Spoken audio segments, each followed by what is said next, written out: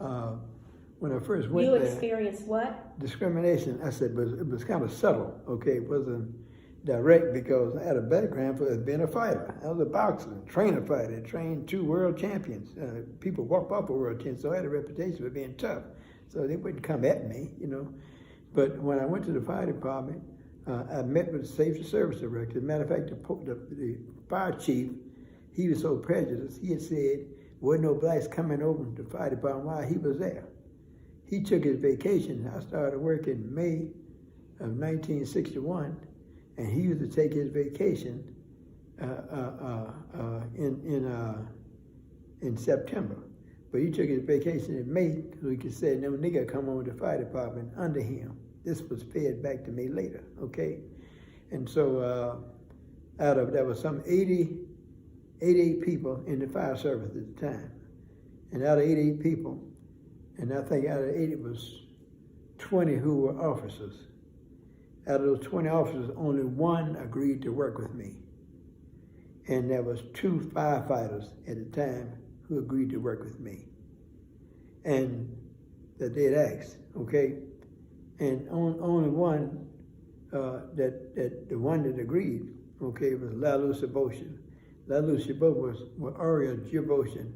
Lalu was just a special person, okay? He was a lieutenant at the time on the fire department. And he said he didn't learn how to read, how to speak until he was in the 2nd grade, okay? But his family was, he's first generation Romanian. And just like the mayor, it was a Romanian, so they knew one another. Lalu was a national golf champion. Okay, he won all the national amateur tournaments. As a matter of fact, it was said that Arnold Palmer wouldn't play him because he could had better scores than Arnold because he was a foreigner. That's what they said. But later on, Arnold, he must have changed his ways because he became befriended to a lot of black golfers that came up during that generation. But anyway, but more important to me than the golf thing was a boxer. Lalu was an amateur boxer, and he fought a few pro fights. Matter of fact, he was never was a national amateur champion. He got robbed of a fight up in Chicago. As a matter of fact, they gave it to a white boy, I was told, over him. But Lalu fought him back and won a few months later, and Lalu beat him, okay? But Lalu never was the champion. He's a runner-up, okay? But he fought Floyd Patterson, matter of fact, on television. And the reason he lost that fight was he hadn't trained for like 6 months. And when his manager, I won't call his name, okay? But people who know me and know us, his manager was his trainer, and he's a former officer on the 1 fire department, okay? And back in the day when I was boxing on the east side, the guys downtown trained at the fire station in the basement downtown on Park Avenue. And the head of the boxing was assistant fire chief, and he had black boxers and white boxers. But when the black boxer couldn't train at the fire station.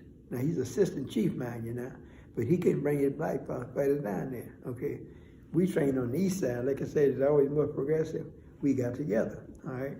So as a result, when I went on the fire department, the white fire chief, who I knew from boxing, I was acquainted with him, I didn't know him, but I wasn't on that level.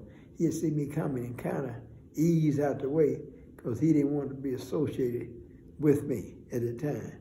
But as I got kind of famous, as you will, I became the #1 amateur boxing trainer, you know, in Ohio, one of the 2. The other one was a contemporary friend of mine, a fellow named Pedro Tomez. We were the 2 top amateur boxing trainers in the state of Ohio, okay? Now everybody wanted to be Brother Bob's friend, okay? But while I was there, I was treated from the official staff because the mayor was with me, and the officers had to go along because I had built up a reputation at the time, okay? I was active in the business, the Junior Chamber of Commerce, and, you know, was licensed in real estate. See, at the fire department, best job in the world until there's a fire, but we love for fires to happen so we could use the skills that we acquired. Back, you didn't have no fat guys on the fire department at the time, okay? We was active, we stayed in shape, and we trained all the time, so we was active, okay? And so, of course, they claim I set the record when I got on the fire department. I did 145 push-ups, and the record had been 101, and I did 105. So my reputation kind of preceded me when I went there. So, but anyway, so when I got hired, we knew that some of the firemen had said they didn't want to work with me. So in the mayor's knowledge, his concern, he said, maybe we better put Bobby out on one of the stations on the outside, so he wants to be up there with all them devils downtown. So it made sense. So instead of me starting downtown like all of the rookies started, they put me on the north end, on the north end on Hall Avenue. And most of my career, I spent a total of 7 years. I was there for about 3 years, okay?